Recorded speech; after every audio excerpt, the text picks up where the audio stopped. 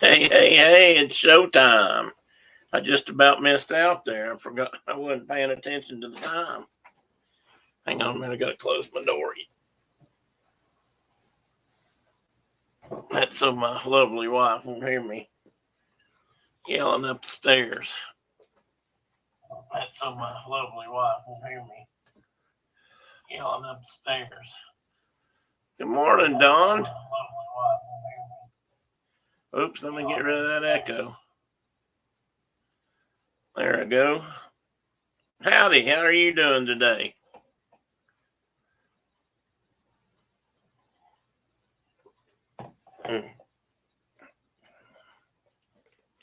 You guys, have you guys been getting bad weather, Dawn? I've actually been thinking about you guys when I saw tornadoes and stuff going through north of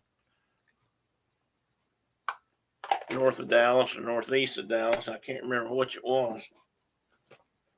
And I was wondering if you guys were doing all right. Carol, welcome. Ooh, excuse me. We're going to have a special surprise guest today. Maybe two.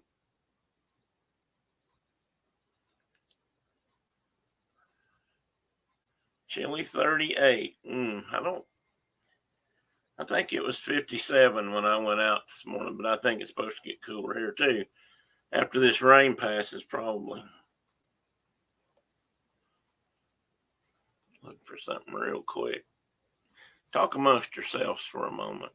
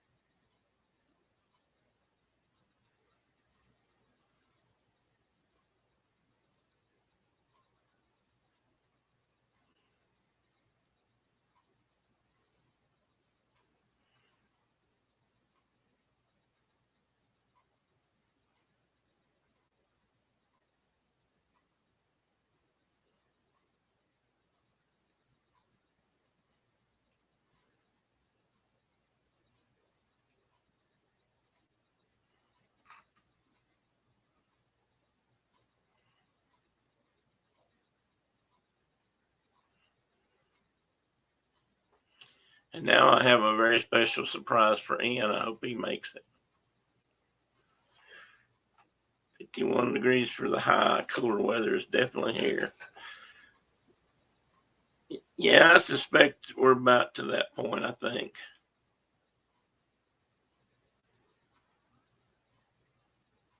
Hey, Ian, I was just talking about you. Maybe you heard me. I have something special for you. Just for you, my friend. I'm wondering, Ian, have you had a cup of coffee yet, or do you have one with you? Or I know you're probably on the job. I wouldn't want to be accused of causing a sleeping problem on the job or anything like that. Okay, can everybody hear me? Okay, I'm still doing the experiment with the microphone to see how far or close it needs to be. And right now it's not close. Well, it's the same far it's been, but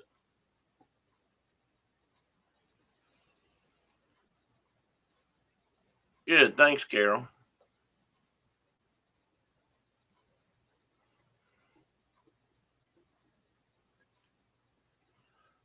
Oh, me.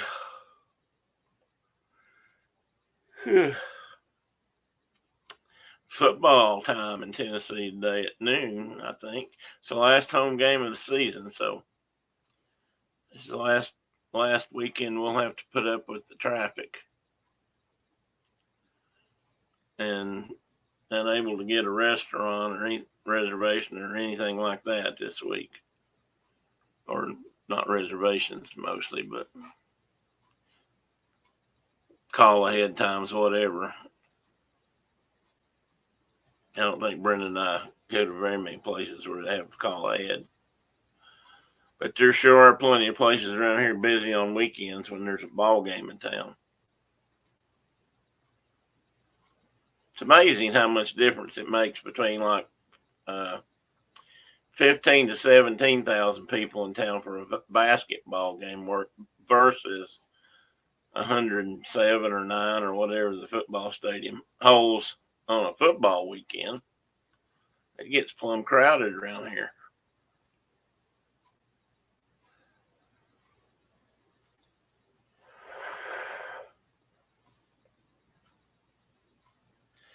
Well, since you guys have talked highs and lows, let me see what national weather says about around here.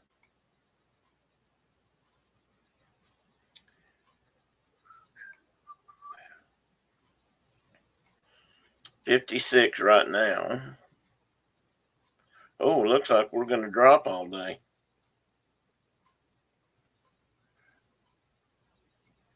Oh, tomorrow morning, this says we're going to get down to 30 tonight, I believe, if I'm reading this right, and 28 will be our low tomorrow with a high of 45. So, yes, I believe it has cooled down a little bit. That's good Tim Bear weather, though. I like that kind of weather.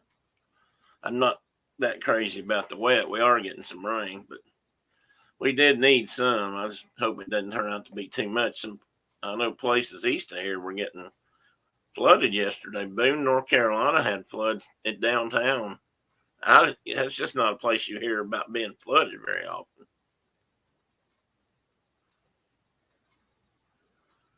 Hey, do you have snow in? I know Mark had some snow the other day. He's been gone for a few days, so I don't know what they got right now, but he sent me a picture of something. I was trying to think what it was. And there was snow on the ground.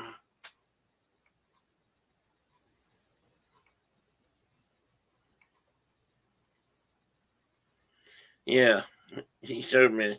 He sent me a picture of his see-through grandson was out with a shovel in his hand. I guess he was helping his dad shovel snow.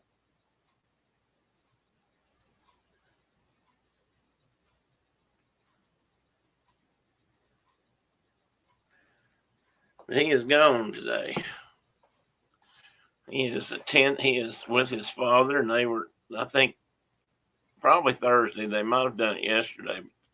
They were attending the 247th birthday celebration for the U.S. United States Marines. Hey, Kay Atwood. Good to see you. Just cold and frost. Well, I guess it's on its way. Do the mountains have snow in? Are they probably already skiing up there, aren't they? At least making snow.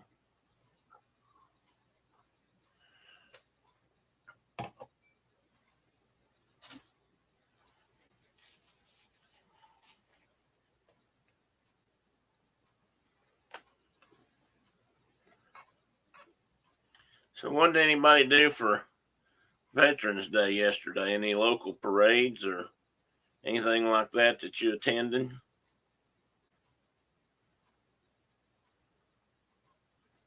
Oh, I know, Don. I can't believe how close it is.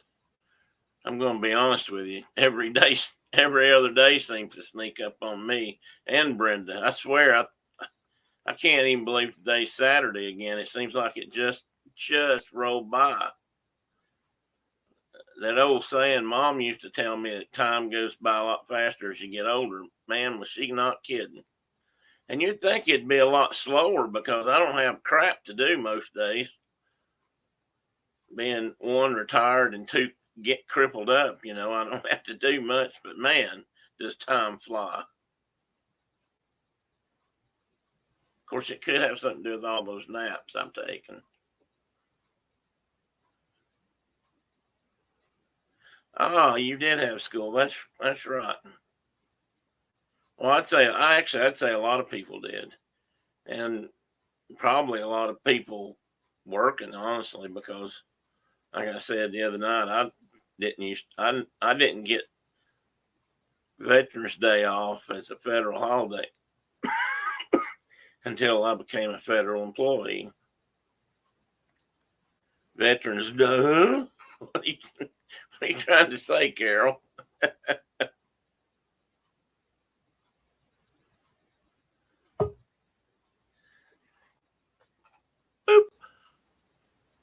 Hey. Bear with me. I think we have our special guests have arrived. Here you go, guys. Welcome. Hi. All the way from Canada. All the way. You betcha. Folks, welcome. If you haven't met them before, welcome Mike and Diane from Canada. They said they would come in today and visit with us a little while. How cold is it up there? You guys aren't wearing snow parkas or anything. 17 right now. Don't Canadians always wear puff jackets and flannel? Not inside the house, Tim. Not inside. Oh, okay. I just thought they did. Actually, I used to be a big fan of buffalo-shaped flannel myself. Let's see the chat. Hello, everyone. Hey, Carol. Hello, Don. Well, I'm glad you guys can make it in this morning. Thanks for having us. Oh, anytime. That's my pleasure. My honor. You guys are always welcome.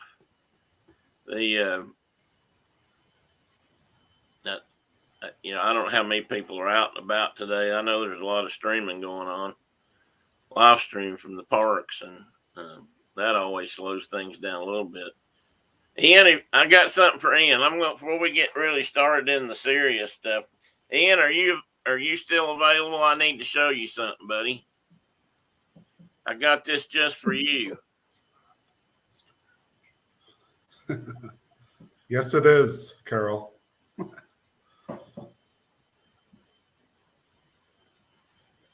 It's the Canadians. It certainly is, Ian. Good morning, I want Ian. to focus your attention on the screen for a minute, my friend. I've got something just for you.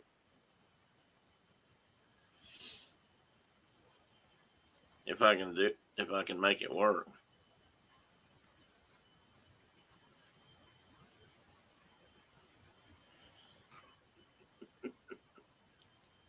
No.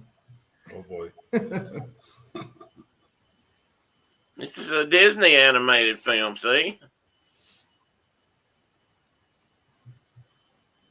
And available in all the popular sizes. 35 millimeters. A sound and or silent version available. It's a Walt Disney industrial training film. I really do hope there's sound. I may have, dang it, I may have messed that up. Yeah, it doesn't have sound on. From the outer surface of the airplane. Can you hear that? That would induce turbulence. Yep. Yep. Independent drag must be reduced. Pay attention, Ian. There will be a test. Use of a rivet, whose head is flush with the surface being riveted, eliminates the drag of the ordinary rivet head and thus aids in accomplishing our higher speeds. The choice of method to be used in flush riveting is based on the thickness of the sheet next to the manufactured head. Let's assume we're driving a rivet 1/8 inch in diameter with a 100-degree countersunk head. Probably the best production method involves sheets of 40 thousandths thickness or greater. We start with the assembly of the sheets, drilling the correct size hole for the given rivet.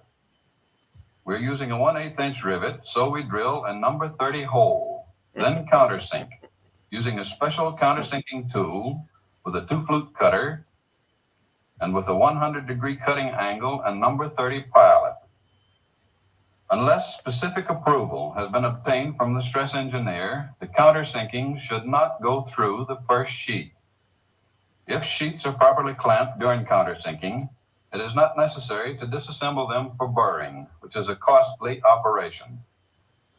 Next, we insert the rivet, the length of which has been determined by adding 1 1/2 times the diameter of the rivet to the grip. Hope The you're grip, writing this as down, shown Ian. here in white, is equal to the total thickness of the material being riveted. A vibrating type air gun with a flush rivet set and a regular bucking bar may be used. Ordinary riveting technique will do for driving of this type rivet. The finished rivet should have a formed head, 1 1/3 times the diameter of the rivet and about 1/2 the diameter high. The flushing of the rivet, as determined by aerodynamics, must run in the neighborhood of plus or minus 2 thousandths. We have just demonstrated the countersink method of riveting. This is a method used when both sheets are over 40 thousandths in thickness. Structural requirements make it necessary to dimple the sheet next to the manufactured head. If this sheet Now I know that was getting really exciting, and I would, if it was just Ian in here, I'd make him watch it, but I won't do that to everybody. How was that, Ian? Did that meet the criteria? How would you like to have been an 18-year-old, 19-year-old young man and sat in the class and watch those all day long? Because I did, and they were quite exciting. The what I always thought was cool was how many of those movies are made by Disney. Disney had a huge contract during the war to create training films and unfortunately, propaganda, some of which was not necessarily very appropriate by the way we look at things today. Probably wasn't back then either, but we were at war, I guess. But they did a lot of the films for the military and created a lot of different training aids and stuff. They were really involved in that. So that was one of Walt's big things. And I watched a lot of videos about how to do things like rivets and cables and repairs and just all kinds of things that were just as exciting as that. So it was, but there wasn't much else available in 1972 or 1974. I mean, we didn't, or 1975, excuse me. We didn't have, now let me correct myself. Videotapes and video film was not very common. It was out there, but it wasn't common. And these old tapes, of course, these old movies had been around for years, and you could get them probably surplus. I don't know if the military still used them or not, but the schools had them. They had all kinds of them for training. And that was, one of the best things to use for that. And I have used those techniques a bazillion times, I guess, because I did a lot of sheet metal work at various times in my career. Somehow or another, I became a sheet metal structural repair guy, mostly. And actually, I liked it, so it wasn't that bad. Working with sheet metal is fun. I've done quite a bit of work with that too. I always liked fixing things, so. I hear a Disney cartoon right there. Was that on your end or my end? Where did I That was hear? on our end. Our end. That was a whistle from start of something. I can't Carol.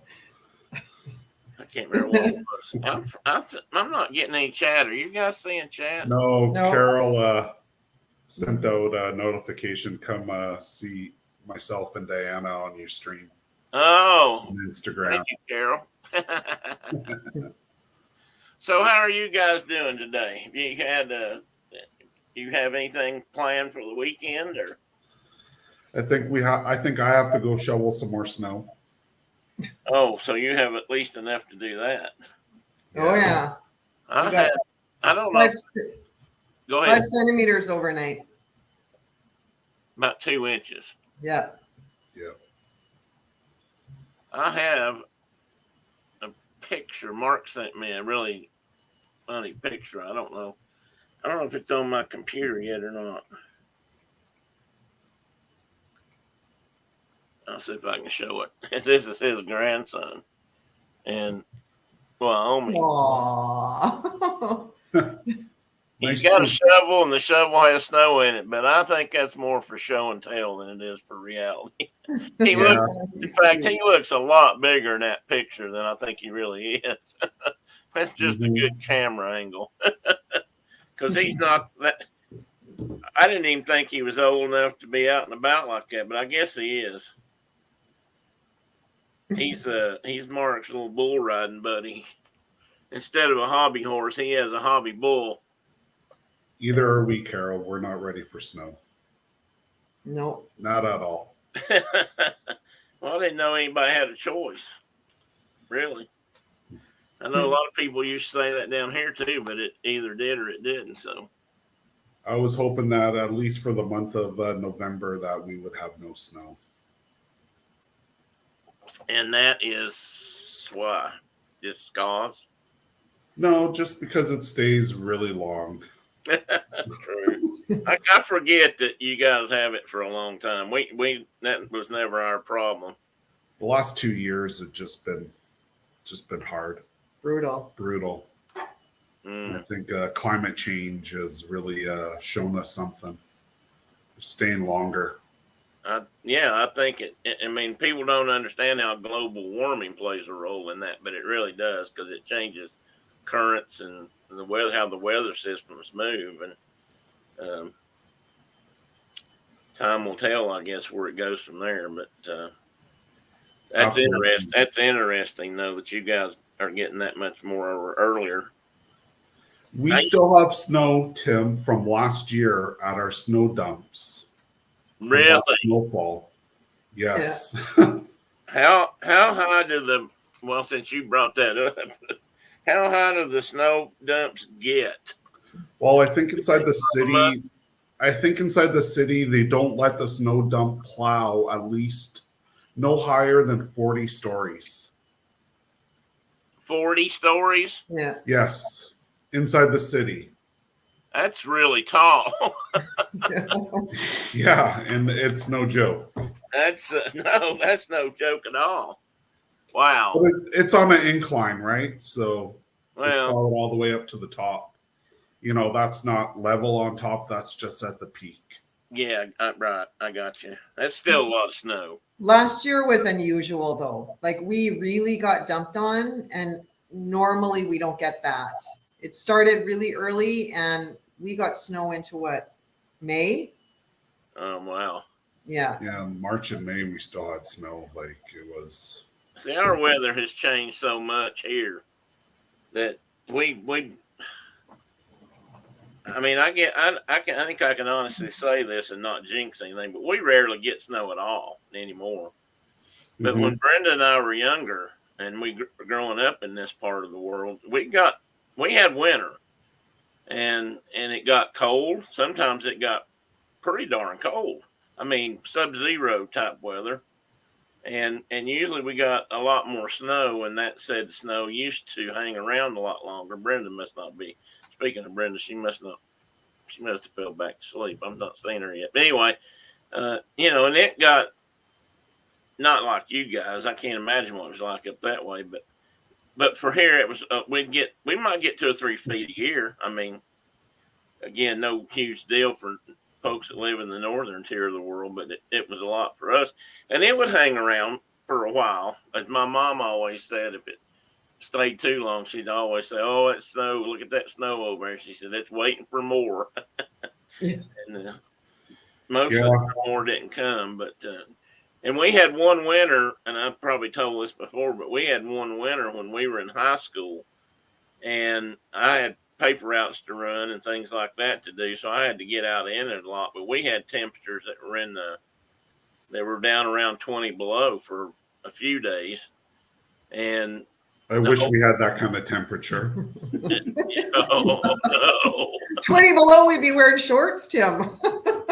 Well, that's 20 Fahrenheit. Are you talking centigrade or Fahrenheit? Yeah. We get the 40 below. Oh man. And it stays for weeks on end.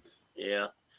I worked out in that 20-degree stuff for a lot because I took a job with a friend of mine's, or actually he was a teacher I had in high school, but he hired some of us to help him go out and try to thaw water pipes.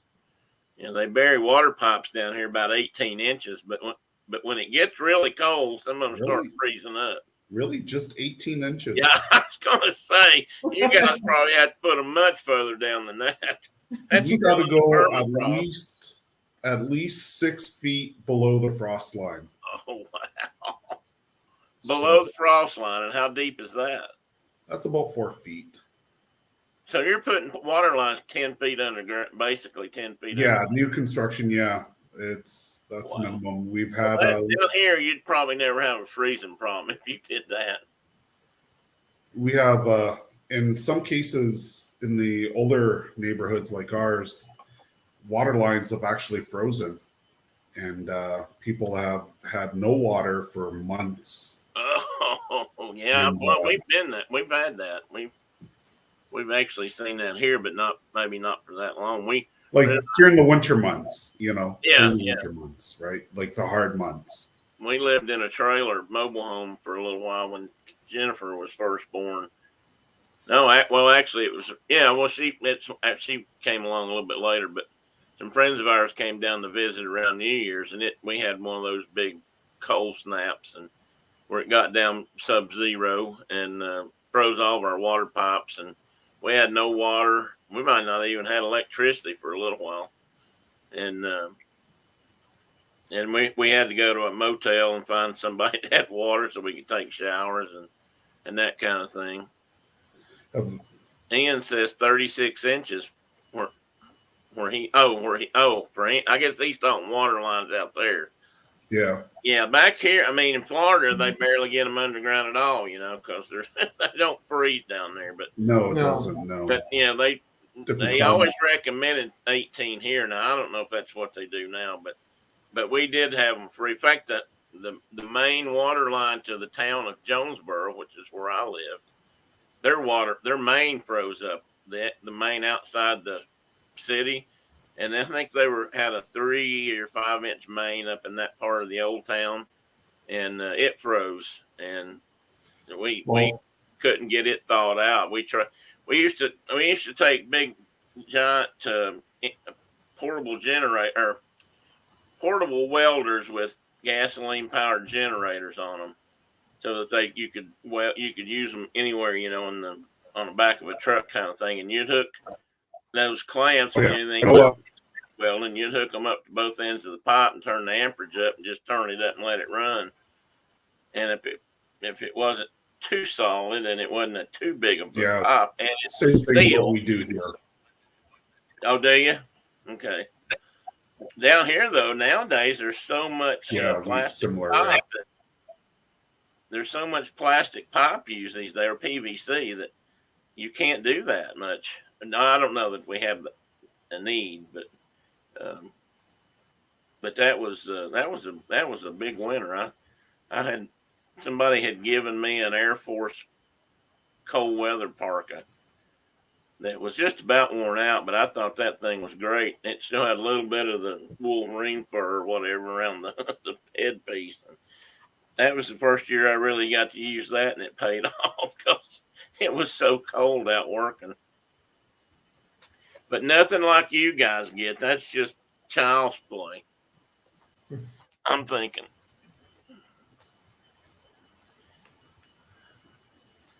Let's see if I can wake my wife up. I'll ring her phone. Our kids make fun of us because we call each other and we live in the same house. But That sounds familiar. Yeah, our son did that walking yesterday. down the steps very easily. I do it all the time. From room to room. Uh-oh, her phone, she may have foiled me. She may have turned her phone off. Or it could have gone dead, I suppose. Oh, well, she might show up. And if she's been in here, I apologize. Well, Mike, I've got something to show you, buddy. Okay. I made a special trip this morning. I was thinking the same thing. And I haven't eaten one, but apparently the donut bandit came down here earlier and got a Oh blueberry. yeah. Did you get the license plate number of that car, or Yeah, I did. what's in That's outside the box? Does that have Christmas decorations on it already? Yeah, already. Well, decorations have been up down here for weeks already, but yeah, it's Oh, I don't really? know when they started, but Nice. and it's a Dunkin' box. In fact, this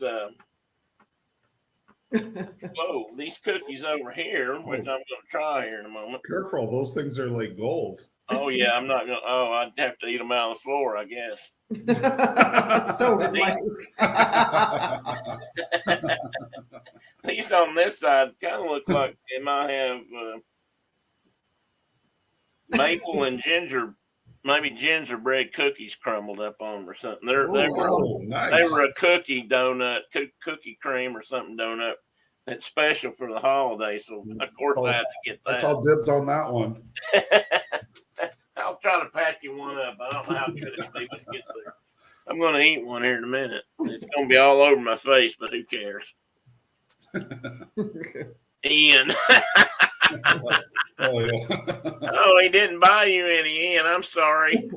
There's enough to go around. There's Yeah, enough. if you just come on over and you can have a couple. If we run out, I'll go get some more. I'm gonna get my slides ready here while we're chit chatting. Like I said, Mark won't be with us at all today. He'd love to be here and see you. I took my son to Tim Hortons last week. It was almost like visiting my friends in Canada. Say, I've never had a Tim Hortons. I don't know what. And I'm honestly, Brenda doesn't like Donut donuts place. as well. And they had I was going to also get crullers. They had no crullers, No crullers. which is very disappointing. Oh my. There's a store down at the corner that has some really good donuts that they make in house, I guess, and they're actually kind of like the ones I used to get when I was a kid, but I wasn't sure I could get everything I wanted. Plus, I had to get out of the car, and I still had my PJ pants on. It was just easier to do the drive-through at Dunkin'. There were quite a few people there, though, to get their own. Looks like I should be there in about 12. Okay, Ian, I'll save one. That'll be about tomorrow around noon 30. I'll make sure I have a couple left for you, bud. We'll be about 2 hours behind you, Ian. 2 hours, 10 hours. Oh no, to Tennessee's 22. Tennessee's 22 for us as well to Tennessee. Okay. Is it? Yep. Yeah. Yeah. 32 to Florida. Oh, wow. Really? Yeah. Mm-hmm. That would definitely classify as a road trip. Yeah. Yeah. Brenda doesn't like to drive down from here. I can usually make it from here to Florida in about,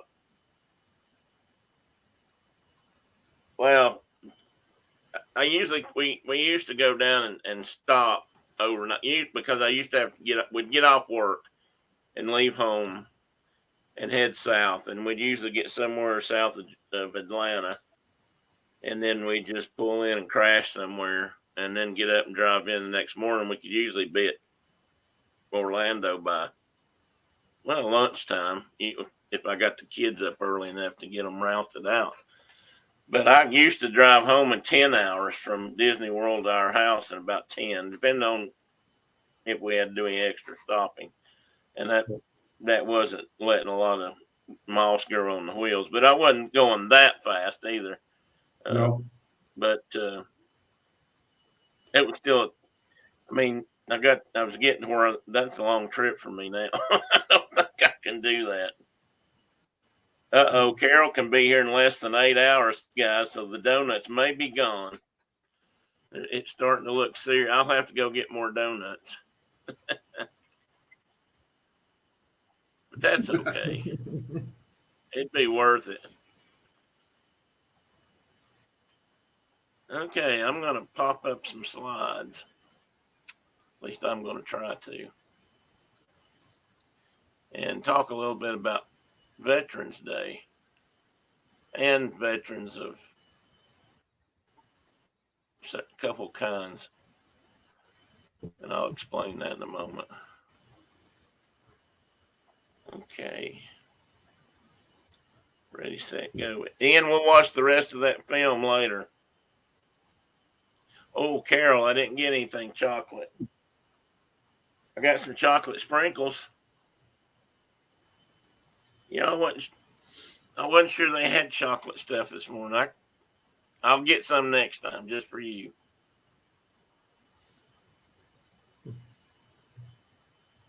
And here we go. Oh. Of course, this is just my usual, but I thought that Veterans Day sign was kind of cool the way they did that. And if you see it real close, you've got soldiers from like the Revolutionary period up to today. And actually, I don't know when that poster was issued. Probably a couple years ago. Although the uniform looks pretty modern. All right, come on. Here we go. Here we go. And the usual, hit that like button, subscribe to the channel, and leave a comment if you don't mind, or if you're so inclined. I did too, Carol. I thought that I've actually found a couple that were similar to that. I thought that was a neat poster for Veterans Day. I may have another one in the slideshow. And I wasn't going to show much, and I won't spend a huge amount of time on it so we can talk. But I wanted to show a few things here. And I found this, and apparently this was something the government was doing for a while, our government. And I thought that was kind of neat. And it's a dog. I mean, that one looks a little rough, but Dog bread. it's a dog tag. It says, "Thank you, veterans." I thought that was interesting. Just simple and to the point. And since we have Mike and Diane with us today, I brought in two things because for you guys, this is Remembrance Day, or yesterday was, I guess, correct? Yesterday. Yeah. Yesterday, yes. And so I picked up a couple of things. Actually, all the pictures, other than the American flag one, are probably more related to Canada, although the left bottom could have been down here for World War One. I mean, the helmets were the same, and the poppies used to be a bigger deal down here. I don't know. Do any of you guys remember that? They used to hand out. They probably still do hand out red poppies to put in people's lapels, which men don't have lapels on much anymore. They have, boutonniere holes or whatever. Poppies are still very popular here. It's huge. Yeah. Do you guys know the story behind that? Yeah, Flanders Field. Yeah, and in general, but Flanders Field is a famous area. And they were apparently that red poppy is a native flower in that part of Europe. And I don't know if you've ever seen World War One pictures, but they just destroyed the ground between trench lines. And I mean, it literally looked like it'd been plowed up by a giant plowing machine of some sort. And what happened from that was all that earth was disturbed, and all these dormant seeds in the soil got up close enough to get water and get sunlight, and they would pop up in these fields of death, basically, and no man's land and stuff would just be covered in these red poppies. So they became a symbol. And it says Diane has poppies on your Instagram photo. According to Miss Carol.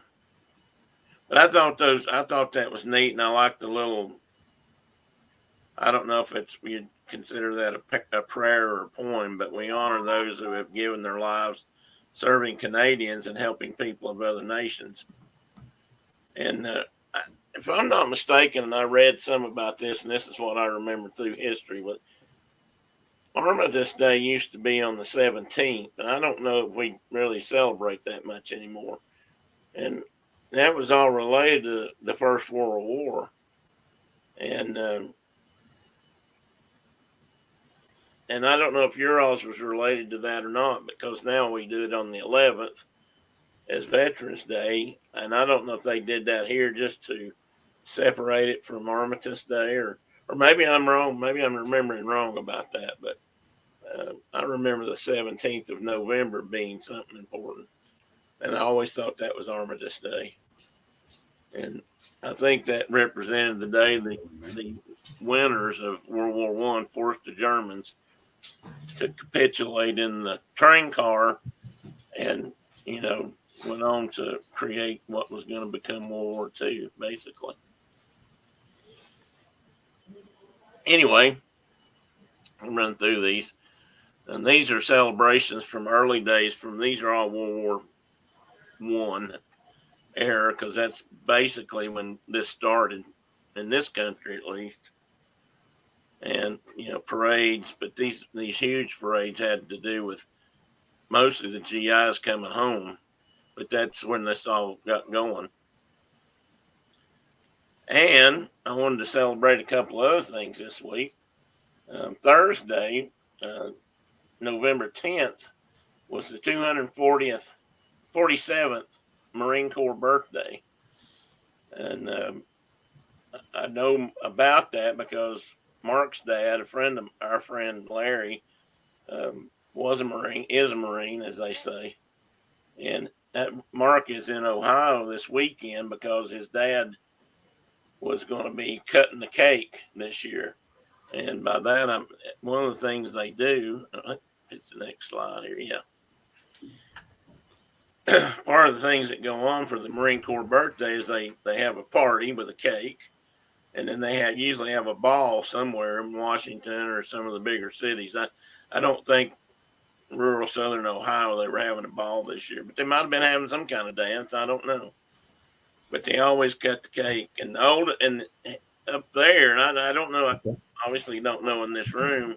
That could be a rank thing, but they always told me that the oldest Marine in the room gets to slice the cake, or at least the first slice.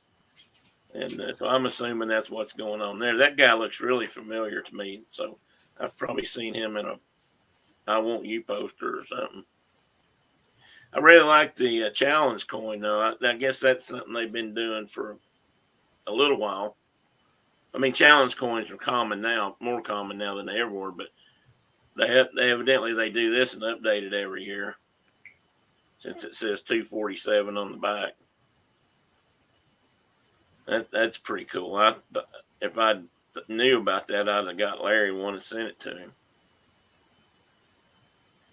And there's another part of a poster I pulled in. I was going to use that, but these are just Marines and different uniforms and various states of doing their job, I guess.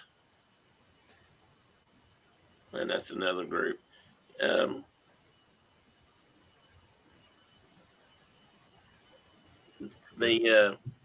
Carol's talking about the cake cutting.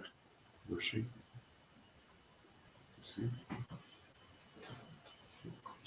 Oh, well, good, Carol. I can honestly say somebody learned something here today. That's good. That's rewarding for me. And I don't think I'd heard about origin of poppies in the field. Life from death. Yeah, it is. That was what was so, and that's what was so pointed about it. I guess that juxtaposition or that alternate view of the no man's land and the ground of death, soaked in blood and dead soldiers and animals and everything else, and then all these beautiful little poppies pop up from that ground. That's, to me, that's amazing. I was going to say something else about this. What was I going to say? Marine Corps.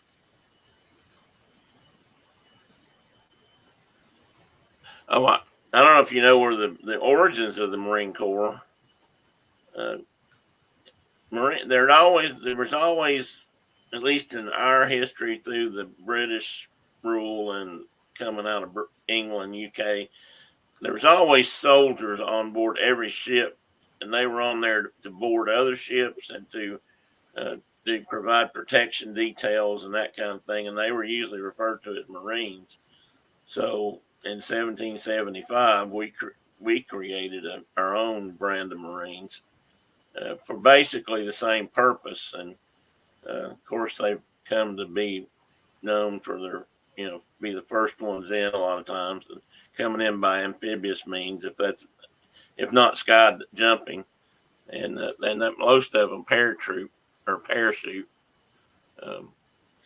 One thing a Marine's always known for, and they are proud of this, is the fact that every Marine is a rifleman at heart. That's another thing they say amongst themselves, because marksmanship is really important with them.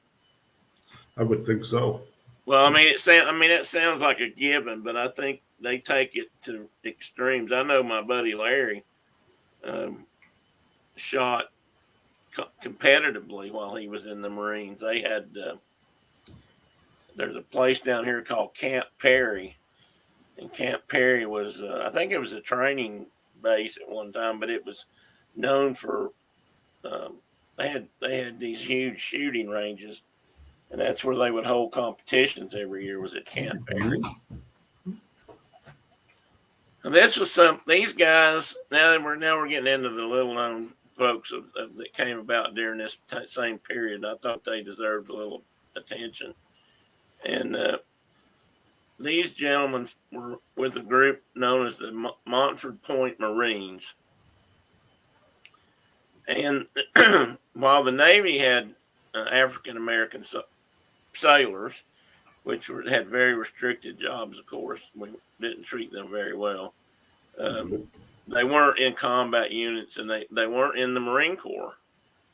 So I've got it written down here in a minute, 1941, I think, President Roosevelt signed an executive order and said that's going to change. And they were going to let African Americans be in the Marines and other things that went along with that. But this group at Montford, not many people heard of them. And Fort Montford is an area just off of Camp Lejeune in North Carolina, where Marine Corps trains. But these guys were still segregated, so they were out at Fort Montford. And what was sad about it was there were about 2,000 of them joined up during World War II, and most of them served overseas in combat roles in Europe, but a lot of them went to the Pacific to fight the Japanese. But if you look at records today, you'll only find records for about 2,000. So there's kind of like 18,000 forgotten Marines. And I don't know that it's because of race. It could have been.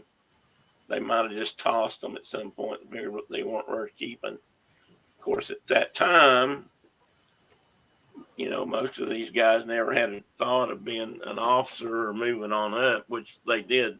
Well, they never had a choice. Well, not back then, no. Not back then, no. That's really. Which is not very far back. I'll be honest. It's another ugly, spot on our history, but it is. I guess it is what it is. But that's right. I mean, we can't fix it, but I do hate that it happened. We don't need to repeat it. That's for damn sure. That's for sure. But anyway, these guys, I read about these guys and heard about them on the news the other day, and I thought I need to look that up. So I did, and learned about them, learned more details about how they were stationed and some of the things they did. And I think I've got some accomplishments here, I think. Tim? Yes. Has anybody done like a relocate on them to see where they are today? Well,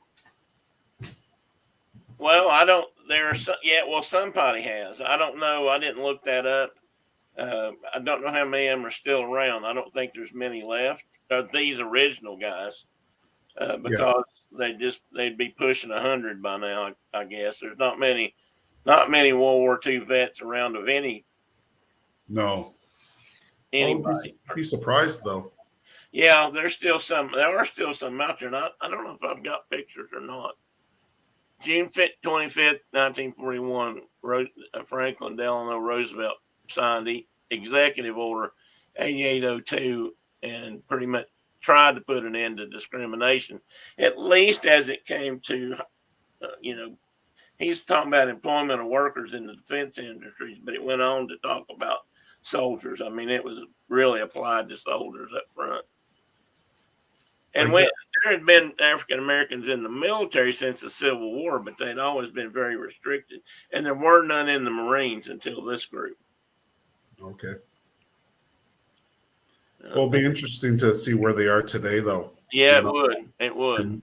I'll have to look at that. I'm sure there's benefits there that their families would be required to. Yeah, you'd think so. Now, part of the excuse is, and I'm sure this is. Well, I'm not sure. This is probably a valid.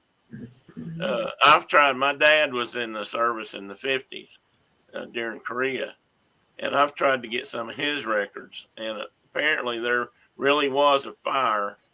They'd moved a lot of the records, paper records, out to either St. Louis, and they did have a fire, and a lot of records were destroyed. And I guess they're still trying to make up for that. Ouch. That'll be an interesting thing to follow up on. Yeah, it would. I agree. I'll try to look into that. But also about that same time, actually a little bit before, they allowed women into the Corps. Well, yeah, actually it was before. Because they were allowed in 1918. And the original, and that lady on the far left is the first known Marine Corps female that signed up. And they did that mainly then so that they could replace clerks and administrative people that they needed to send to Europe for the war.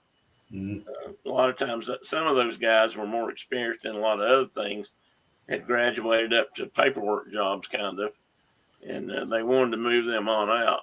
So women have now become an integral part of the U.S. Marines, which I think is pretty amazing too. I do hear people complain sometimes that, that's not a place for women, but I think it's a place for anybody if they're willing to do the work and fight the fight. Yeah, for sure. And there are plenty that have proven their mettle, if you will. I can't remember all the names, but I know the Marine on the right top. She's an officer training. What do they call that? OC. Officer Candidate School, OCS. So I mean, she's training to be a lieutenant or a captain. I mean, she's going to move up as an officer. This bottom picture is they're carrying one of their group members, and that's all part of proving you can be a Marine. Trying not to leave anybody behind. I just thought the female Marine at the top just had a great paint job there. Camouflage, excuse me. And here's a few more. I just like some of these pictures.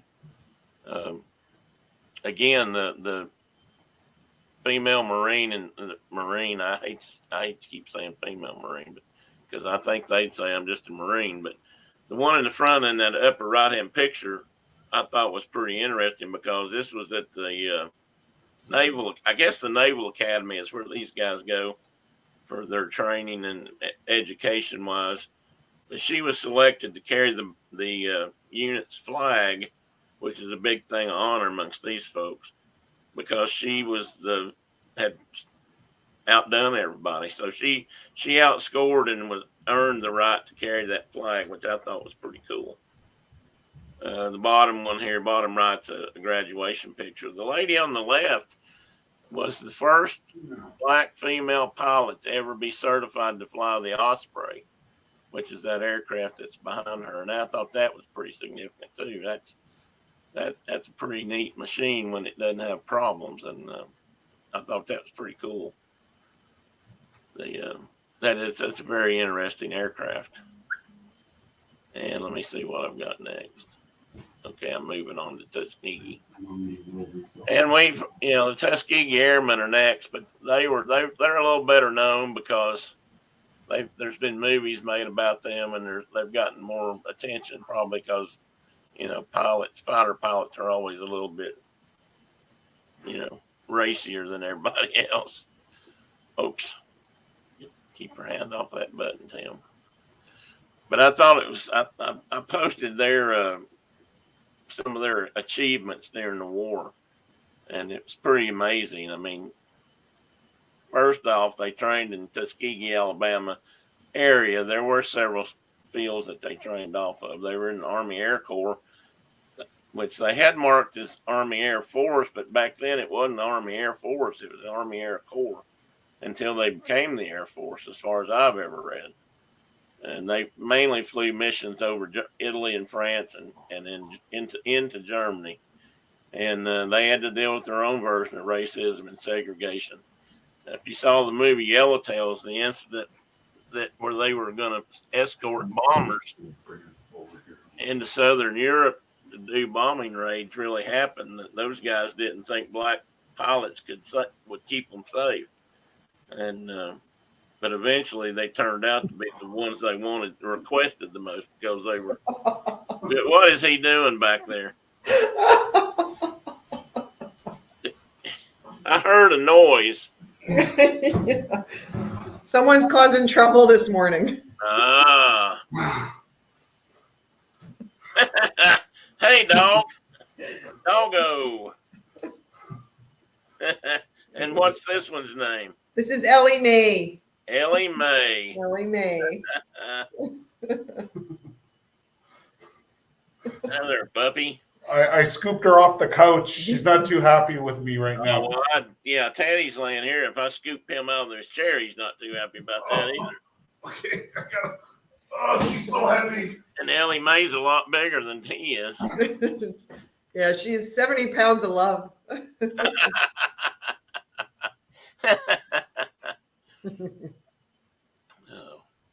I think if you watch the movie Yellowtails, they say they never lost a bomber, but that's not entirely true. If you look through everything they did lose about 25, but even that's a low number. I mean, these missions usually lost a lot of aircraft.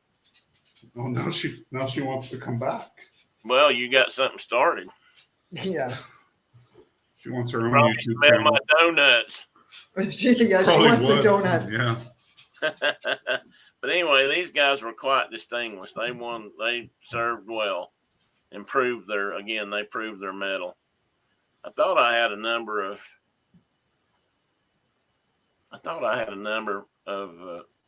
there were some of these guys got the Medal of Honor, but they did get a lot of other very distinguishing medals like air medals and bronze stars with oak clusters and that kind of thing and Purple Hearts.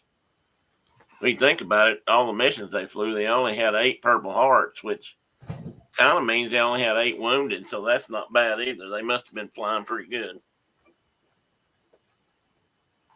Okay. And I just got a couple. There's their famous red-tailed Mustang. Hills. And that's an early version of a Mustang. It's got the straight back. You see a lot of them. Most people see them with the bubble canopy, and the bubble kind of sits on top of the fuselage. And this line's a little cleaner. But this was the earlier, more original ones. That's actually a 2-seater too. I see 2 people in that, which was there weren't many of them like that. They were only made. I think there were some trainers, but some of those have been converted in recent history just for that purpose, take somebody for a ride. Again, this is just some pictures. I love this picture on the upper left because I've never known a group of pilots that especially if they were in combat of any kind, and that includes helicopter pilots who drop soldiers into drop zones and battle zones and whatnot. When they get back to base, they're sitting there hanger flying, what we used to call hanger flying. And, you can see one's hands, that guy squatting in the middle there, his hands are, in these positions for attack formations. And I mean, they have a whole language of their own. Really passionate Motorcycle about what racers they kind of do. do that too, huh? Really passionate about Yeah. what they have done. Yeah, and also teaching guys. But if they did something that's really spectacular, then they're going to talk about it. Doesn't matter what kind of pilots they are. Hmm. Somebody did a video one time of motorcycle racers at the upper level sitting and talking like in the garage or on the pit wall, and if you watch their hands, they'll just do this whole. Both of them are more. How many there are? They'll all be kind of doing this motion with their hands, and they call that the sign language of racers, or the ballet of hands, or whatever. But it's a language,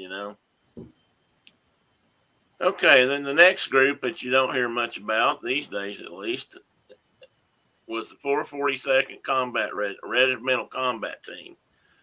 This group of soldiers for the U.S. Army were made up entirely of Japanese Americans during World War II. And as you can imagine, that was controversial for several reasons. Their motto was "Go for broke," and I found a couple of What would that mean? Well, somebody said that they took up that name because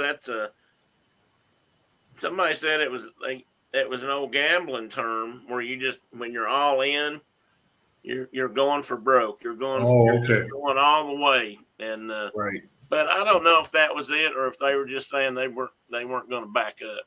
They were going for the target, whatever that was, and they were going to get there or die trying, basically. And geez, I don't know.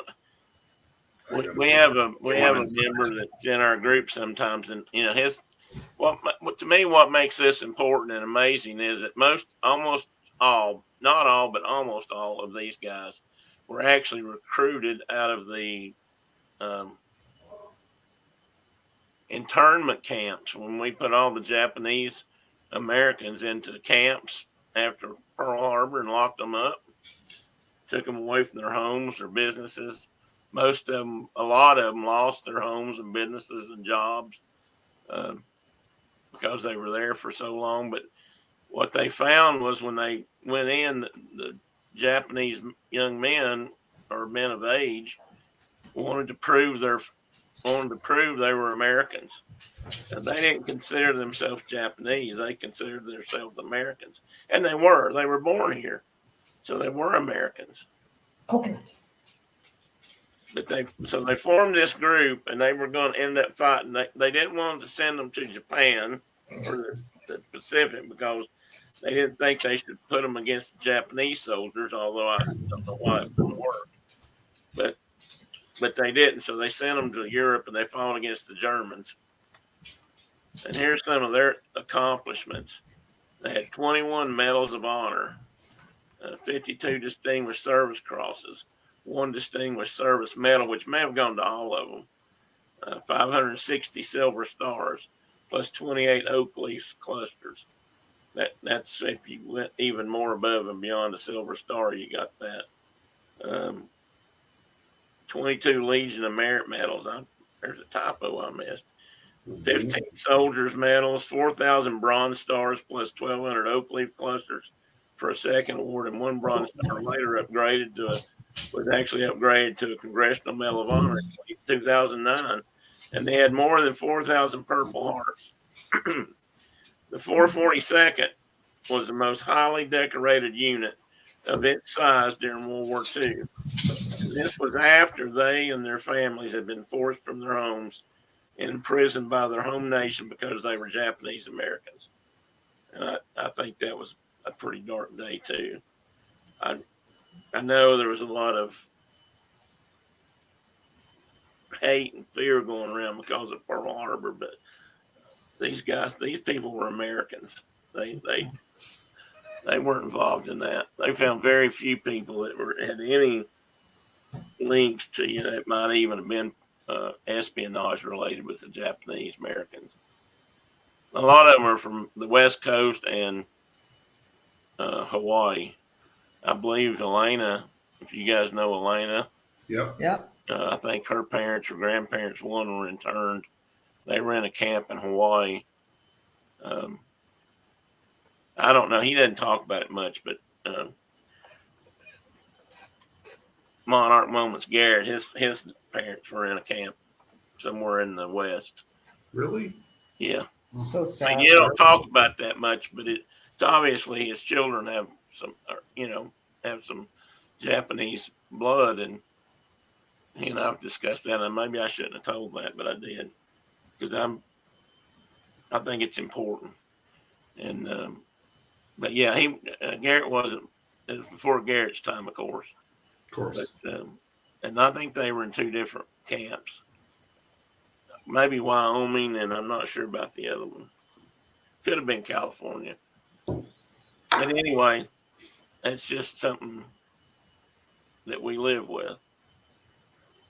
And here's some pictures of those guys. The bottom left is the 442nd and bringing in German POWs. This is one of their camp areas, and with the Go for Broke Club, it says. That's the American Red Cross Go for Broke Club. So something the Red Cross had set up for them in probably in a combat area. And this photo at the top said something about POWs, but I think that was wrong. These guys look to me like they've got all their gear and supplies. I don't know that I see them as POWs, but who knows? And another picture of them from a large group of them on the left, and some that with a German flag they captured somewhere in Germany. And then there was a movie or two made about Go for Broke too. And Van Johnson, of all people, played one of the roles. I'm thinking, he doesn't look anything Japanese. Yeah. That's the way it was too. They probably wouldn't get a Japanese actor to do the job, do the part. Oh, and they explain what Go for Broke means there. I didn't see it. It says means shoot the works. But they were very important group of young men who, as I've said before, served our country well and proudly, and more than showed that they were Americans true to their country, because they fought very well. Another group that some of you have heard about, because there was a Nicolas Cage movie called Wind. I think that movie was called Wind Talkers or something like that. Yeah. But it was the Native American code talkers of World War II, and there were a couple of these guys still alive, but I'm not sure if there were 2 or 3 still alive a few years ago, but I didn't get deep enough into it to find out if they were still out there. They were 100 years old then, or close to it. That was a really good movie, Wind Talkers. Yeah. And I thought for a long time that most of the natives or Indians who were in this were Navajo. But it turns out that all these tribes participated. So they had several different languages that they could choose from to do, keep up, exchange messages with different groups. They were all these guys were Marines, and they were all attached to Marine Corps groups. And Cherokee, Choctaw, Comanche, Cree, Meskwaki, Mohawk, Muskegee, Navajo, of course, and Tlingit, which is Eskimo, basically. And those guys were probably really active up in the Aleutian Island chain, I would imagine. The Assiniboine is like the northwestern North America. I think the Blackfoot and the Crow, maybe the Sioux, have an Assiniboine based language. Well, I meant to take that Basque out because that's Spanish. They had a couple of European languages thrown in there, and I didn't really want them for this particular thing because they weren't Native Americans. So, but these guys played a really important role in the war in the Pacific, because they're basically the code was their language, and the Japanese had never heard it, and it's not written down. It was never actually written down as far as the most of these groups were concerned. The Cherokee were the only ones that really had a written language, or they had the first written language amongst Native Americans. So there was nothing for the Japanese to go by. So they really had it. None of their codes were ever broken during the whole war, which is saying something, I think. And here's a few of the groups. That group on the upper left, for example, are Comanches. The two at the bottom with the radio, I'm pretty sure were Navajo. And this little map shows a few areas where some of them were. I don't know if this was like after the war or where they came from originally, but you can kind of see they were scattered out. I'm guessing they had to have a certain number from each tribe because they would split them up, and they'd be in pairs, and they would communicate and then pass on the orders or the movements to the other troops, and they fought too, I'm sure. And here we got, these are mostly Navajo guys here, and some of those actually seem to be the ones that lived the longest. I'm not sure about the guy on the far left. I can't remember if he's Navajo. To read his robe there, but it just says Charles Shabidia. That might be, he might be Navajo. I thought they did some pretty neat stuff for them. I mean, some of them hung together, and a lot of them, they did things up until at least the last few years as they started passing away. But that's the problem with all World War II veterans. They're just about gone. We lose, I think I read one time we lose 5 a day or 5 a week or something. They're going fast. And then I think this is maybe my last one on here. I wanted to mention the Buffalo Soldiers. Again, a group of men that got some credit for being cavalry in the West, but most people don't know all they did. And they were quite accomplished out there. And they did a lot of other work besides just Indian fighting, for lack of a better term. I don't know if anybody else can see it, but it almost looks to me like that horse is lower left, his foot looks like, or ankle looks like it's broken. I'm thinking that might not have been good. That's a bad place to step, especially since he's running pretty much full out. And notice he's not using his hands to, it's all knees and commands, and because he's handling this weapon while he rides or charges. This one, I put this statue in because it's Corporal Clinton Reeves. He was a Congressional Medal winner, and he saved 6 soldiers and 3 Navajo scouts from an attack by 50 Chickaria Apaches, and which had to be hard in its own way. And he got the Congressional Medal of Honor. I would almost bet he was the first black soldier. No, not the first. He wasn't, because there were some during the Civil War that got the Medal of Honor. Again, you can see kind of where the Buffalo Soldiers were stationed. And if you'll notice, they were all out west. And there's a reason for that, unfortunately. They were the 9th and 10th Cavalry, and then there were 4 infantry divisions that made up the entire list of Buffalo Soldiers. And they were scattered all over the western United States. Here's some of their accomplishments. They won 18 Medals of Honor. Well, there's another misspelled word. They served as some of the first national park rangers out west when they started creating national parks. This was around 1905 era when Teddy Roosevelt was doing the Yosemite and Yellowstone and some of the other western parks. They were more or less the first rangers, and they guarded those parks for poachers and timber thieves and people starting wildfires and a few other offenses that they weren't supposed to be doing. and the Buffalo Soldiers protected that.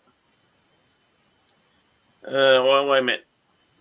The last one of these guys died in 2005. He was at least thought to be the oldest living Buffalo Soldier. He lived to be 111 years old. Wow. Which I think is amazing. It is amazing. One thing, he was a soldier during a hard time to live, and he made it that long. They also fought in the Johnson County War, which was in Wyoming. It was a range war, kind of like the New Mexico range wars in Lincoln County that are kind of famous because of Billy the Kid and Young Guns fame and that sort of thing. They served with distinction in the Spanish American, Philippine American Wars. They helped Teddy Roosevelt charge up San Juan Hill, but you don't ever hear about them. You just hear about Teddy. They protected the U.S. boundary during the Mexican Revolution, and in 1918, right at the end, near the end of the World War I, a cavalry unit fought in the Battle of Ambo Nogales and stopped. Not really an invasion, but they were raiding up above the border, and actually some of their battles were not slipping, but spilling over the border and causing trouble up here. And they went down and put a stop to that. And what I was going to mention a minute ago is they could only serve west of the Mississippi River.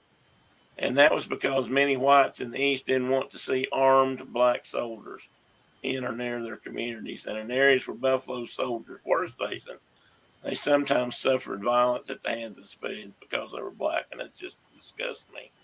I don't think it's disgusting, but to be honest. And their main duty was to support the nations. Actually, what they did as much or more than anything out west was, early on at least, was to protect wagon trains. They were actually, that was one of their main duties, was to protect the pilgrims or the migrants going west, which I hadn't really thought about. Because, again, you don't ever see that on TV. If you see the cavalry riding to the rescue of a wagon train, it's always a white cavalry, and chances are it wasn't. And I'm just about done. So this was a poem I found that was written by a Buffalo Soldier. I just thought I'd stick it in here. And it's kind of telling, I guess. So the rest have gone home to meet the blizzard's wintry blast. The night, the willing night, is camped here till the last. We were the first to come, we'll be the last to leave. And why are we compelled to stay? Why this new reward receive? In warm barracks, our recent comrades take their ease, while we poor devils and the Sioux are left to freeze, which I thought was kind of pointed. Anyway, that's the end of slides. And so now we can get back to business. I'm going to eat a donut. Nice. That's a good point, Carol. Oh, it'll be messier, but I'm going to have a maple glazed donut. Looky here, Mike. Kind of jealous there, Tim. Mmm.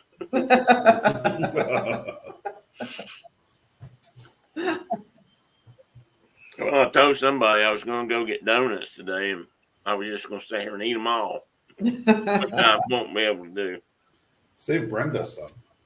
She got one. She stole one. How many you think she deserves? Oh, she will. I don't guess she ever showed up. Oh, thank you, Carol. I think I could have done better, but I thought it made the point. So I wanted to ask you guys a little bit more about Remembrance Day. I mean, what is that, mostly a decoration kind of thing, or do they have parades or anything, or do you guys? I mean, Yeah, so that's kind of the one day that Canada has to honor the veterans and the people that are serving in the military now. I don't want to say we're not as patriotic as the US, but I think it's kind of in a quieter way. So November 11th is really the day that I don't want to use the word celebrate because it's not.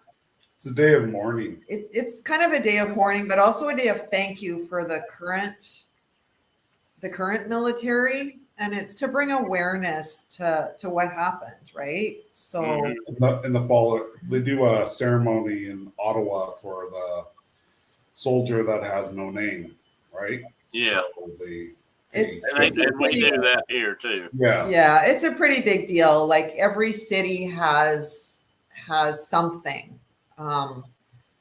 You know, here where we live, there's actually quite a few, like we have lots of legions for veterans. And so all of the legions do something. The city itself does a big thing at our convention center.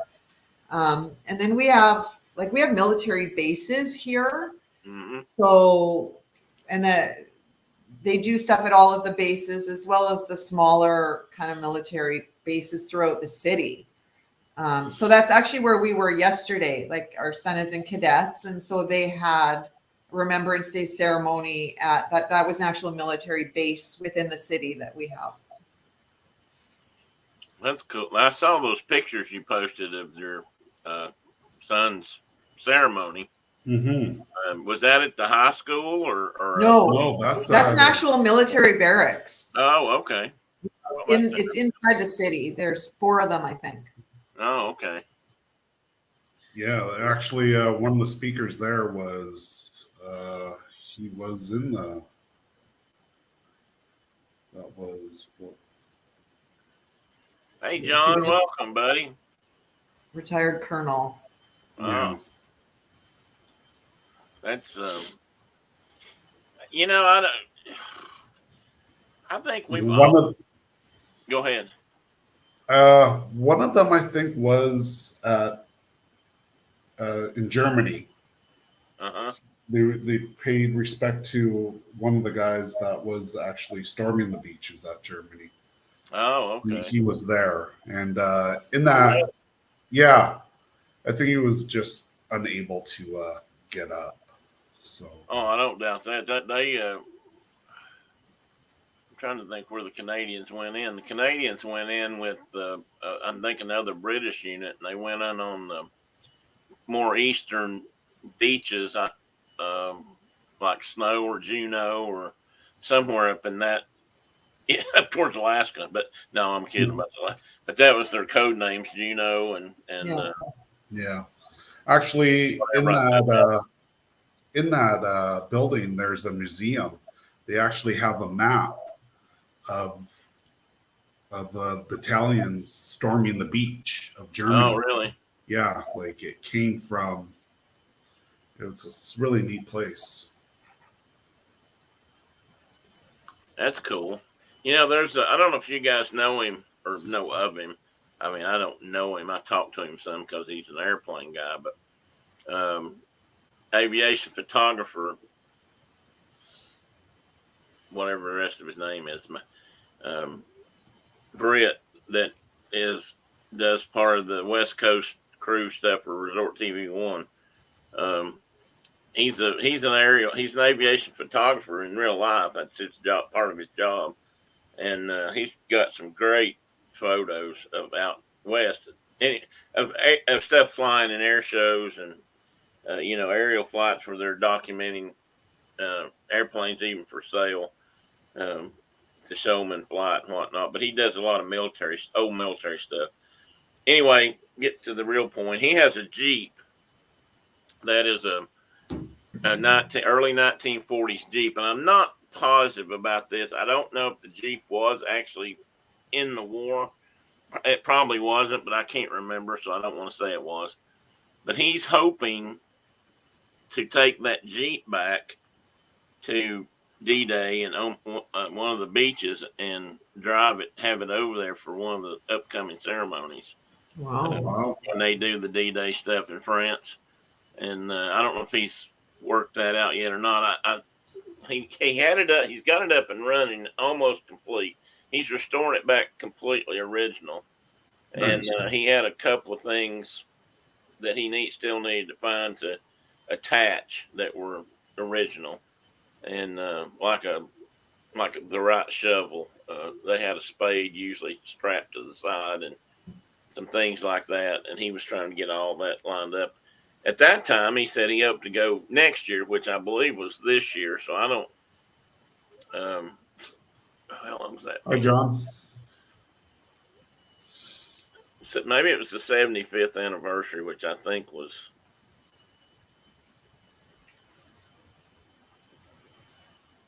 I can't remember what year that's going to be. Maybe it's already just been. But anyway, he was trying to get over to Omaha for that. And I guess they do a lot of reenactments over there for those days. And you been fishing, John? It seems like we hadn't seen you forever. Of course, you haven't been gone. He liked Bermuda. And John is a vet. Thank you, John, for your service. I mean, you were out sitting somewhere I wouldn't want to have been, honestly. I mean, I'd like to have been in Wyoming, but I wouldn't want to have been in that missile silo with you. I don't think. Wow, cool. 60 Minutes just did speaking of that, 60 Minutes also did a thing this weekend about people who are taking missile silos and converting them over to exotic bomb shelters, basically. Yeah. Yeah, I saw something like that. I mean, they have underground pools and multi-level apartments, and oh man, and enough supplies to stay underground for, I don't know if they said 45 days or more than that. It was a long time, probably longer than you'd want to spend with some of those people. But I wonder who guards the door, because Or the air shaft. Or the air shaft. Or the air shaft. Yeah. Yeah. Because if something was happening, if bombs were falling, and we were in that situation, there's going to be other people trying to get in that know about it.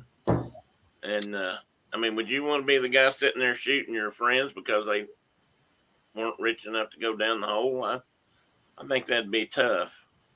Yeah, well, I guess you'll sure find out real quick who your friends are not. Yeah, you sure would. I guess you'd have to see if money really talks. At that point, I don't think money would matter. Well, no, I don't think it should. But it's amazing what they've done with some. Sorry guys, I refreshed there. Just want to make sure my count, everything was right. They were old. John thinks they were old Titan and Atlas sites. John, they probably were, but I don't remember what they said. They did show a little bit about the missiles that were in them, but they mostly were looking at the new accommodation. The structure itself. Probably Yeah, they were showing all the underground stuff and the food stores, and they were talking about that. They probably spent about as much time on that. And I'm honestly not sure if they're complete. I guess there's some completed, but it seems like what they showed mostly were drawings, plans. So I'm not sure where that stands. I knew a few years ago I had read something about some of those were for sale, and people were looking at them to build subterranean houses. I don't know. That might be a cool thing. How were they, John, to hang out in for weeks at a time? Seems like you guys were probably on site, a couple weeks a month or something, or more? Probably in a rotation on certain. Yeah, and in rotation. I mean, it almost be as bad as being in a submarine, except the submarine doesn't come up for 6 months sometimes. I couldn't imagine. Not for me. I can't either. I'm not very claustrophobic or anything, but I might be if you realize you were surrounded by water for 6 months, or ever how long it is. Kudos to all them that do that. Yeah. Like, wow. Brenda did an apron a couple years ago, or maybe it was last year, for a lady who was in the Navy. She was an officer, but I don't remember what rank, I think. And she was getting ready to deploy on a cruise in a submarine. So she was telling Brenda that if it wasn't done before she left, you know, she'd be gone for several months before she could get back and you know, get it or find it or taking a delivery of it or whatever. And I don't remember if Brenda was going to hold, probably going to hold it. But it was just interesting that, you know, she was going to be gone for a while, and that was that. It could be Minuteman size, but they're too small capsules. Yeah, I bet these were the older sites because they were bigger and had lots of underground levels, or I hate to say compartments. That doesn't sound right, but that's kind of what they were building. They were talking about having several apartments in each one of these things, and they had a pool, you know, artificial sunlight. I mean, it was a real doomsday escape hole for sure. Couldn't do it. Yeah, and I don't know. I mean, I'm not sure I even want to at that point. I would definitely check it out in a tour, but I don't think I would want to No. live there. Yeah, I wouldn't mind. Yeah. Although I have to admit, I always wanted to build a below grade house, like in the side of a hill. Oh, yeah. You get a lot of protection and a lot of insulation benefits from that, but I wouldn't want it closed up all around me. I don't think. I No. like some windows, little hobbit doors or something. Oh me. Anywho, John, have you got anything else planned for your weekend out at your home? Yeah, Silent Service is a different breed. You're absolutely correct. Brenda's dad worked sort of in that group. He didn't actually work on board the sub full time. He went down a couple of times, but this was back before nuclear stuff. He was on a sub tender, so they were involved with, you know, gassing them up and doing all that kind of, or, you know, diesel fuel, whatever they burned. But he did that sort of thing in the Navy. So her dad was a vet also. Both our fathers are gone, passed away. But like I said before, it's sad because there's a lot of vets out there that have this problem. But I've had trouble getting anything on my dad, and I do believe it's because a lot of his stuff got burned up, which makes me also worry about, like, I also wanted to do some research on one of my uncles who passed away a few years ago, and he was in several battles in World War II, and also in Korea. He went in twice, so he served in World War II, got out, and then went back and joined up again and went to Korea. And I'd like to get more of his information. When I was younger and could have got it, honestly, I don't know. He had a bad reputation. He was bad to drink. And I was always told, you know, to stay away from him by my cousins. Now, if I'd listened to my mother, I probably would have got to know him better. And and we got older, I did, but I didn't get all the stories out of him. He told me a few things, but he never really got any details, and he might not have ever. I know he was in the Battle of the Bulge, and I know he went into Korea, and he told me where he went in. And I think he had some pictures of him on board a ship, loaded down, going to Korea, or it could have been Europe.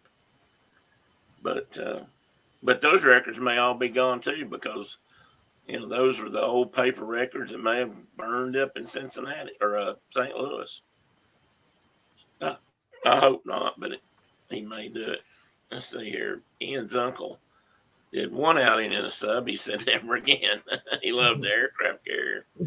Well, Yeah. if you love aircraft carriers, you're probably not going to be happy on a sub. There's a lot of wide open spaces. Definitely got to get yourself on an aircraft carrier. I used to work with a guy in Nashville who was from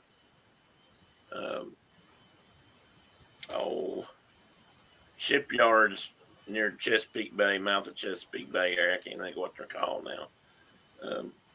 But anyway, they used to build a lot of subs and ships, and he was for a while he was a welder there, I believe. In fact, his wife was too. But he said it wasn't uncommon for every week or so, somebody new would come on board and be working, and they'd get lost on an aircraft carrier, and it'd take a day or two for somebody to find them.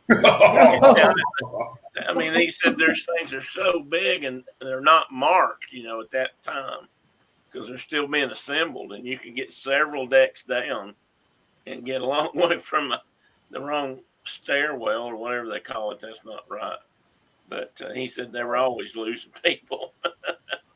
I couldn't imagine. Oh, It's interesting. I worked with another guy who was on board a carrier, and I guess right before the desert warmed, sometime during the early 80s, I believe, United States aircraft carrier shot down some of Gaddafi's jets who were threatening our ships or something, and they shot down 2 or 3 of them, and it was a big deal. And he was on that ship, the USS Forrestal. You remember that, John? It's been so long now, I can't remember, but he worked on board the ship, and he used to tell me stories about even working on it. He said you could get lost even when it was marked. You have to ask your way around. But he said there was places on board a carrier you could just get lost and hide. They wouldn't find you for days. And he told me some horror stories about people disappearing, probably on purpose. And, if they got thrown overboard in the middle of the night, nobody knew it. And you just show up missing. And people would wonder. He said that happened probably a couple of times when he was out. The guy showed up missing. wow. And he worked on the flight deck, which was, I think it's listed as one of the 10 most dangerous jobs in the world, because people get sucked into engines, and every once in a while somebody gets blown off the deck by the jet blast and that kind of stuff. Interesting stuff. What do you think, Tedder? What time is it? About 15 to 12. I'm going to get off here real soon. For one, I don't want to keep you guys tied up all morning, and I think I have a football game to watch at noon. I think my alma mater is playing today, so we got to make up for last weekend. So are you guys watching any CFL football right now? No, not really. I tried to watch some. It was on. We had a couple of games on last week, and I got so mad because I was watching something else, and I decided, well, I'm going to wait and watch them later, because I thought I could watch them on Hulu, because I'd been watching the last regular season game on Hulu, and I got up there and was trying to tune it in, and I couldn't find any of them, so I didn't get to see the games. I'll have to try to watch one tomorrow. I know our Grey Cup is November 20th. That's not too far off. No, it's not. So It's hard to watch football when it's snowing and cold, though. Is that when you're sitting in it or when you're at home watching it? Both. How many covered stadiums are up there now? Many, or aren't there a couple now? Where we are, we have our college, our university stadiums, kind of rec centers are covered, but not our CFL stadium is not covered, believe it or not. And it's fairly new.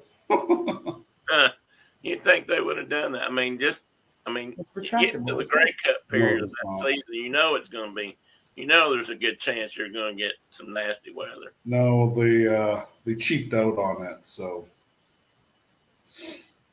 We're tough, though. Canadians are tough. Oh, yeah, I'm sure you're used to it. That's why you have those great 8-month winters. You can get toughened up for football season. Yeah. I'm not looking forward to it.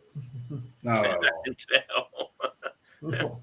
Have you guys lived in that area pretty much all your life? Yeah. Yep. Well, you were born into it then. Born into it. I remember my parents' house walking up the snowbank onto the peak of the roof and taking my toboggan and going off the top of the house onto my neighbor's house. across. It did like a loop like this, you know. That'd be so much fun. It was blown in so much. Ian said his uncle was an aircraft tech under the flight deck. Yeah, one of the hangar decks. I remember he said they heard one coming in limp and had to run away before it crashed near where they were working. Dangerous stuff. Yeah, that happened. They can hit that what they call the round down at the end. The end of the carriers are rounded somewhat. Yeah, I don't know, so they don't hit a flat surface. Maybe I hope that they can roll on up, but it's still not good if they hit it. It just fascinates me how they can land and take off on those. It's amazing. Those guys are, well. It's what happens when you Yes, put first money off, into they're training. Kahunas to begin with, I guess. What was that? You know, it's been investing money and time in training, right? Oh yeah, Doing these things over and over again for the day that you need to use it, and it shows. Ian said he played football in northern Idaho. Snow is playoff football. Yeah. Football playoff season. You know what? We hadn't gone. We've talked about that. It's been our kids never got to go sleigh riding and stuff, toboggan and what small. We didn't have many toboggans down here, but or the riding kind anyway. We had lots of tubes called toboggans, but we used to slide on inner tubes and of course car hoods, but we had red flyer type. I don't know what they're called, but they got runners on them, and you got to kind of have a packed down hard surface to really make them go good anyway.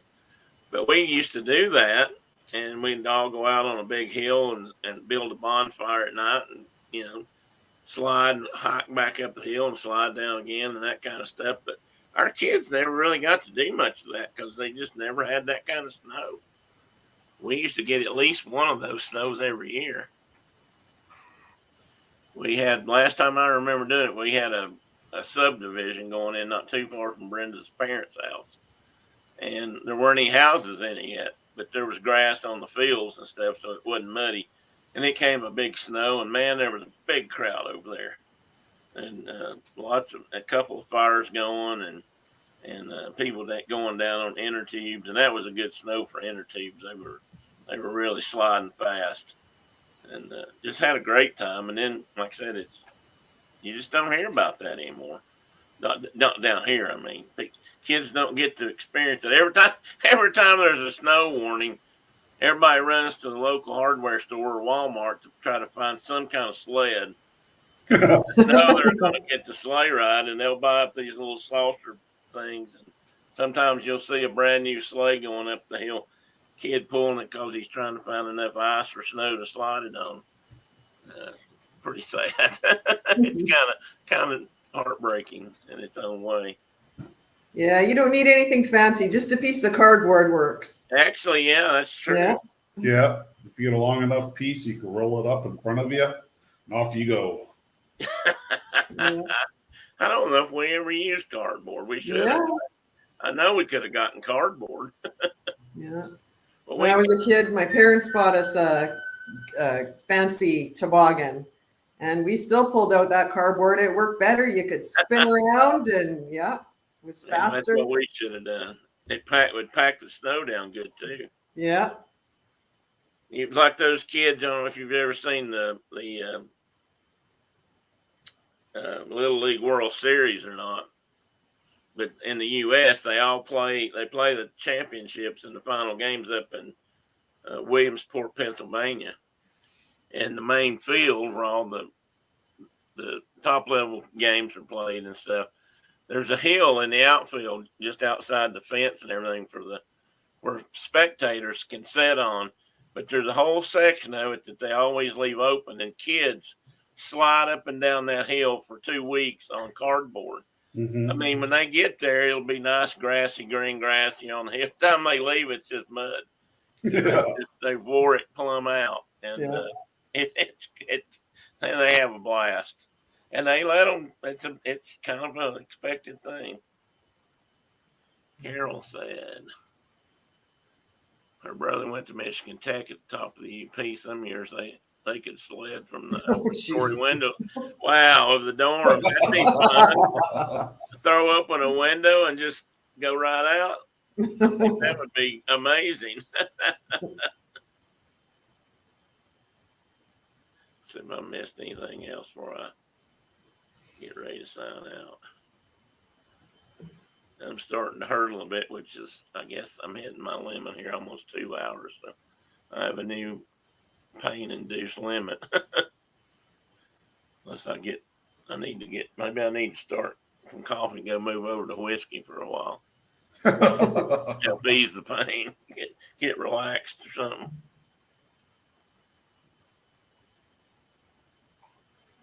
Go see a massage therapist.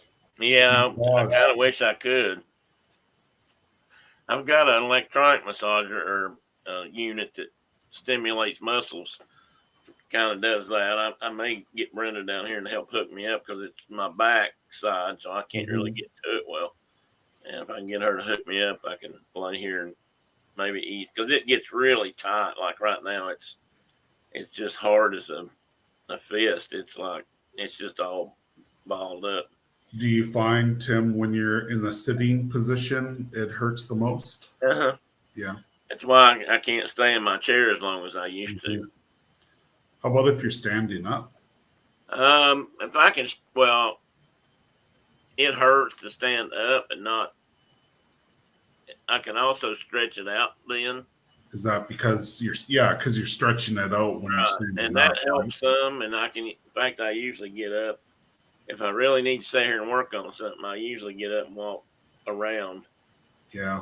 Just a little bit around the room and out in the hall, maybe, or stretch on the steps or something to get it loosened up. So that does help. And I swear I'm going to get in the pool next week. We've been trying to go to the pool and do some that kind of work. Oh, that's excellent. Yeah, that'll probably help that'll a lot. really help you. Well, it helped. It did work when I first got in the pool with therapy. They were helping me out a lot with that, and it did help. And I want to get back in there, and I just haven't done it lately. So I got to kick myself in the. You know, Tim, doing something like that, you got to work it into your lifestyle every day. That's a must thing. Carol, I think my game starts at noon. When does your team play? Your game. Who's playing at noon? In my case, the University of Tennessee, and I think they're playing Missouri today. Mm-hmm. And that's their last home game. And then they've got at least 2 more to go. I know they'll play Vanderbilt, and I'm not sure who their other game is. These are all conference games, so these all count. And Tennessee was number 2. No, actually, some polls had them number 1 last week, and they went up against Georgia, and Georgia. I won't say Georgia killed them because the score split wasn't that big, but Georgia really stopped their offense. Tennessee's offense had been really good this year. I mean, best it's been in really a long time. And the highest rated in the country, I think, at one point. But, man, Georgia shut them down bad. They were ready for them. But they beat everybody else this year. That's their only loss. Basically, number 2 lost to number 1. So they didn't fall too far. I think they were running 5th. It'd be nice if they could get in the top 4. I'd love to see them go to that kind of a bowl game. They should have a pretty good bowl pick anyway, but if they go to the top 4, then they have a chance of playing for the U.S. college title, as it were. Mm-hmm. That would be exciting. They've only done that once in my lifetime. Well, yeah, they did it the year I was born and won, and then they did it in 1998 and won. That's the only time they've ever made it to the final. But that's good. So anyway, I don't want to sit here and bore you about my football talk. I hope has a great weekend the rest of the weekend. Mike, Diana, I really appreciate you coming on this morning. I feel like I've bored you to death, but No, it was no. interesting. It's I'm all really good. glad you guys could be here. And we've been talking about it for a while, and now we did it. Now that's great. We'll do it again sometime. Mhm. Yeah, thanks for having us. Maybe when you're really snowed in, we'll do it again, and we'll see at what level your We'll have to drag MRI meals Carol on. beaten. What? We'll have to get Carol on. Yeah, well, that's right. We have to get Carol on. I've been trying to do that. What's Carkey saying? That's a shame. Oh, yeah, I watched some of your game too. I think it was on at the same time, Carol. And I knew that they were closer down at first. I was really hoping Tennessee could come get in the second quarter and figure some things out, but Georgia just had everything. They'd watched all the film, so they had it down pat. But I think Tennessee will bounce back today. I think they'll win out. If they do, they'll be in pretty good shape. Best shape they've been in 20 years. So that says a lot. This is all college football, I'm assuming. This is all college football. Yeah, we're not crazy about college or university football like you guys are. Yeah.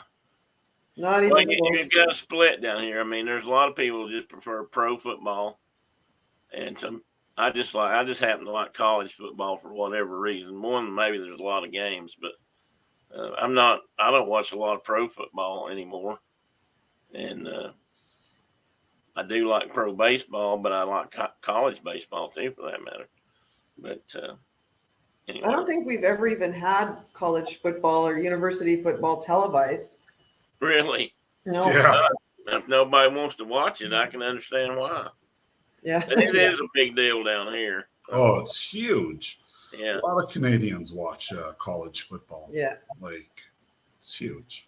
It's huge. We watch the U.S. college football. Yeah. Yeah. Yeah. They and tailgating and that kind of thing has grown exponentially in the last few years too. So you go to a game here and half the people are tailgating. Some of them aren't even going to the game. They're just hanging around cooking barbecue, and they've got a big screen TV tied onto the wall, or their camper or their truck or their car, and they're watching it in the parking lot. Yeah.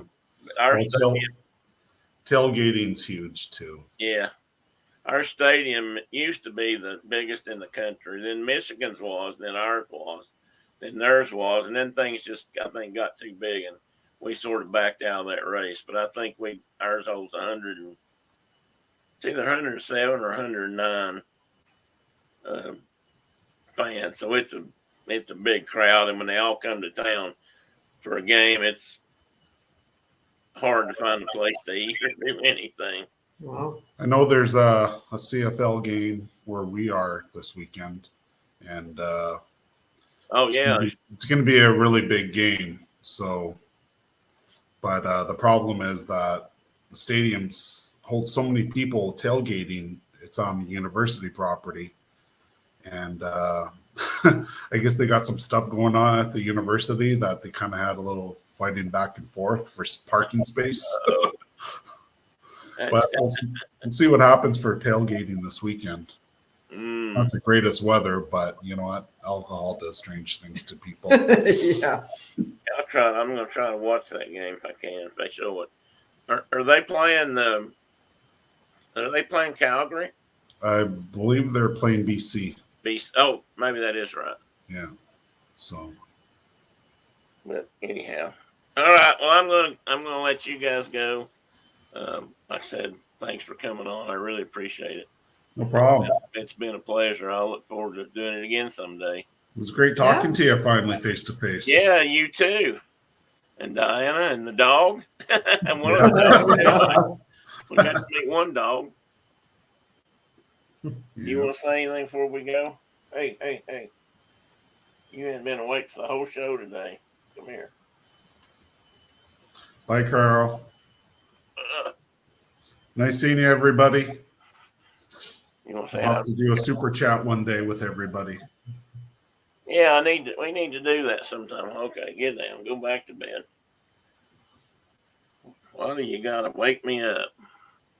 All right. Bye, Carol. Bye, Ian. Ian, let me know if you want to watch the rest of that riveting video. I know you were riveted to the screen. Get that? See what I did there? So bye, everybody. Thanks for coming. Have a great day. Bye. Don't let the snow get you down yet. Yeah, we'll try not to. I got heated lawn johns. Yeah, I haven't even worn any of those in years now. It's not cold enough.